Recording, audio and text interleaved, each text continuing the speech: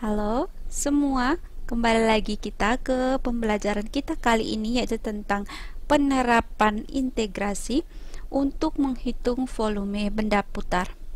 Jadi teman-teman perhatikan gambar ini adalah gambar bola lampu.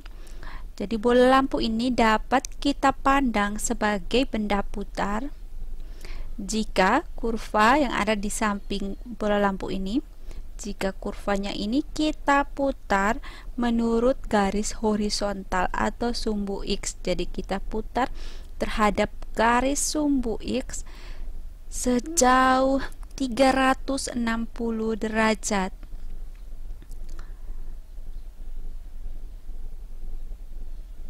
Oke, jadi ini gambar kurvanya. Kalau kita putar dia terhadap sumbu X sejauh 360 derajat, maka dia akan membentuk volume dari bola lampu ini. Nah, kurva yang kita putar ini dan membentuk volume benda putar. Jadi kurva yang kita putar ini nanti akan membentuk volume benda putar.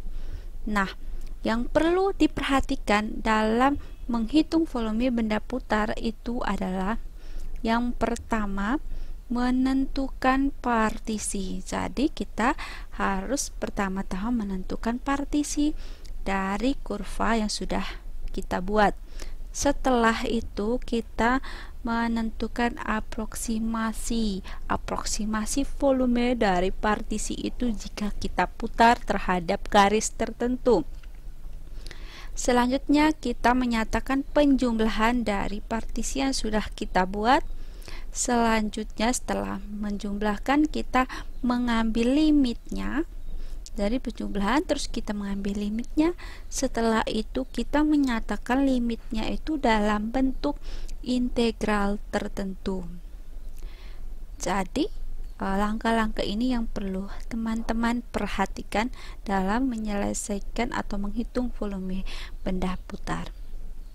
Nah, selanjutnya kita lihat tentang partisi.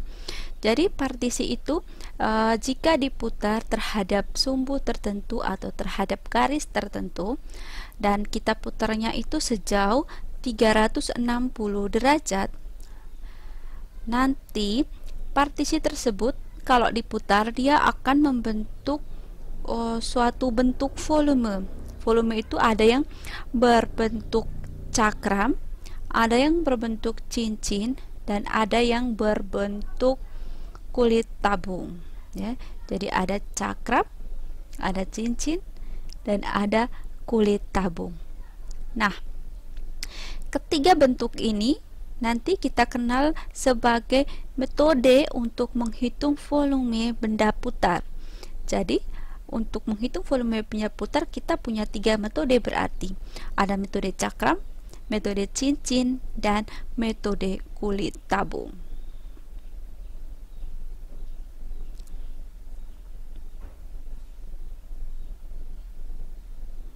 Nah, gambar pertama ini teman-teman lihat, ini adalah metode cakram. Jadi partisinya itu kita putar dia akan berbentuk cakram. Selanjutnya metode cincin, bentuk partisinya itu adalah berbentuk cincin. Jadi teman-teman lihat gambar biru ini. Selanjutnya itu metode kulit tabung. Nah, teman-teman lihat partisi yang kita putar itu dia berbentuk kulit tabung. Nah, untuk lebih jelasnya kita akan bahas masing-masing mengenai metode-metode ini. Oke, pertama-tama kita akan membahas mengenai metode cakram. Jadi metode cakram itu teman-teman membayangkan dia itu seperti mentimun yang dipotong-potong. Jadi potongan-potongan mentimun itu berbentuk cakram, ya. Jadi pertama kita harus menentukan partisinya dulu. Jadi pada gambar ini teman-teman bisa lihat partisinya ini seperti ini. Jika partisi ini kita putar sejauh 360 derajat terhadap sumbu X, maka kalau kita putar, maka partisi yang sudah kita buat ini dia akan berbentuk tabung, ya. Jadi partisi ini kalau kita putar terhadap sumbu X dia akan berbentuk tabung, sehingga tabung ini dengan jari-jarinya R-nya adalah fungsi X dan tingginya atau H-nya itu adalah delta X. Nah, untuk menentukan volumenya kita menggunakan pendekatan dengan menggunakan volume tabung. Jadi, volume tabung itu seperti yang teman-teman sudah pelajari, itu adalah volume tabung itu sama dengan pi R kuadrat dikalikan dengan H. Jadi, delta V itu sama dengan pi R kuadrat dikalikan dengan H. Nah, sekarang teman-teman perhatikan R-nya itu apa? R-nya itu yang di sini R-nya itu adalah F fungsi X dan H-nya itu adalah delta X. Jadi R-nya itu adalah F fungsi X dan H-nya itu adalah delta X, sehingga kita akan mempunyai delta F itu sama dengan pi F fungsi X kuadrat dikalikan dengan delta X. Nah, dengan cara dijumlahkan, kemudian kita ambil limitnya dan nyatakan dalam bentuk integral. Nah, volume sama dengan sigma dari pi F fungsi X kuadrat dikalikan dengan delta X. Selanjutnya kita ambil limitnya. Kalau limitnya itu berarti V sama dengan limit dari sigma pi F fungsi X kuadrat delta X. Nah, dari limit ini selanjutnya kita akan nyatakan dalam bentuk integral. Jadi kalau sudah kita nyatakan dalam bentuk integral, berarti V sama dengan integral dari, atau V sama dengan pi integral dari 0 sampai A F fungsi X kuadrat dx. Nah, untuk metode cakram yang perlu teman-teman ingat adalah persamaannya yang ini. Selanjutnya kita langsung ke contoh soal. Contoh soal 1 itu kita menghitung volume benda putar yang terjadi jika daerah yang dibatasi kurva Y sama dengan X kuadrat ditambah 1, sumbu X, sumbu Y, garis X sama dengan 2 diputar mengelilingi sumbu X sejauh 360 derajat. Jadi, langkah-langkah penyelesaian yang harus kita lakukan itulah yang pertama, kita harus menggambar daerah kurvanya dulu. Jadi ini kurvanya itu adalah Y sama dengan X kuadrat ditambah 1. Jadi teman-teman harus menggambar kurva dari fungsi itu tersebut. Setelah itu buat partisi atau tentukan partisi. Setelah menentukan partisi, kemudian tentukan ukuran dan bentuk dari partisi itu. Jadi ukurannya kalau bentuknya cakram berarti dia punya H-nya berapa, dia punya R-nya berapa. Ya. Terus yang berikutnya itu adalah aproksimasi. Jadi kita mengaproksimasi volumenya. Khusus untuk metode cakram, aproksimasi itu kita menggunakan volume tabung dari partisi yang sudah kita buat dan diputar sejauh 360 derajat. Jadi kita menentukan volume partisi. Setelah itu kita jumlahkan volume-volume dari partisi-partisi yang kita buat.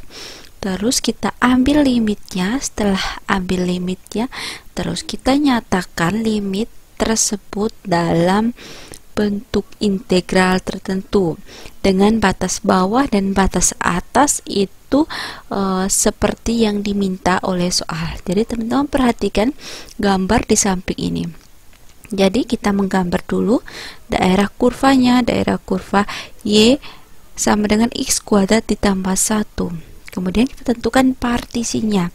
Di sini partisinya itu dengan delta X itu adalah delta X dan X kuadrat plus 1. Nah, partisi ini kalau kita putar terhadap sumbu X, dia akan berbentuk cakram dengan jari-jarinya adalah R-nya sama dengan X kuadrat ditambah 1 dan H-nya itu adalah delta X.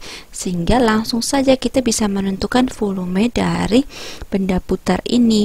Jadi delta V itu sama dengan pi R kuadrat dikali H, dengan R-nya itu adalah X kuadrat ditambah 1. Selanjutnya H-nya itu adalah delta X, DH-nya itu delta X, sehingga persamaan ini akan menjadi dari delta V itu sama dengan pi dikalikan dengan X kuadrat ditambah 1 dalam kurung pangkat 2 dikalikan dengan delta X. Nah, sekarang kita menentukan penjumlahan dari partisi-partisi ini. Jadi V itu sama dengan sigma, V sama dengan sigma dari pi X kuadrat ditambah 1 kuadrat delta X. Selanjutnya kita menentukan limitnya. Jadi limitnya itu V sama dengan limit dari sigma pi X kuadrat ditambah 1 dalam kurung kuadrat dikalikan dengan delta X. Selanjutnya kita nyatakan dalam bentuk integral, berarti di sini kita akan mempunyai V itu sama integral dari 0 sampai 2. Teman-teman perhatikan di soalnya itu garis X sama dengan 2, berarti batas atasnya itu adalah 2. Pi dikalikan dengan X kuadrat ditambah 1 dalam kurung itu pangkat 2 delta dx. Nah, selanjutnya ya tinggal kita integralkan seperti biasa. V sama dengan 0 integral dari 0 sampai 2 pi dikalikan dengan X pangkat 4 ditambah 2X pangkat 2 ditambah dengan 1 dx. Nah, selanjutnya hasil dari integral ini itu sama dengan V sama dengan pi dikalikan dalam kurung 1/5 X pangkat 5 ditambah 2/3 X pangkat 3 ditambah X dari batas bawahnya 0 sampai 2. Nah, sekarang kita substitusikan batas bawah dan batas atasnya ke dalam persamaan ini. Jadi kita akan memperoleh pi sama dengan 1/5, nanti batas dikali X nya dimasukkan dengan 2 terus dikurangi dengan 0. Jadi kita akan punya V sama dengan pi dikalikan dengan 32/5 ditambah 16/3 ditambah 2 dikurangi batas bawahnya itu 0, maka kita akan mempunyai volume dari benda putar ini sama dengan 1311/15 pi. Selanjutnya untuk contoh soal nomor 2, kita diminta untuk menghitung volume benda putar yang terjadi jika daerah yang dibatasi kurva Y sama dengan X kuadrat, sumbu Y garis Y sama dengan 2 diputar mengelilingi sumbu Y sejauh 360 derajat. Jadi langkah penyelesaiannya itu sama seperti pada soal nomor 1 yang sudah kita bahas sebelumnya. Cuman yang soal nomor 2 ini yang harus diperhatikan itu adalah fungsinya. Jadi fungsinya yang diketahui itu adalah Y sama dengan X kuadrat.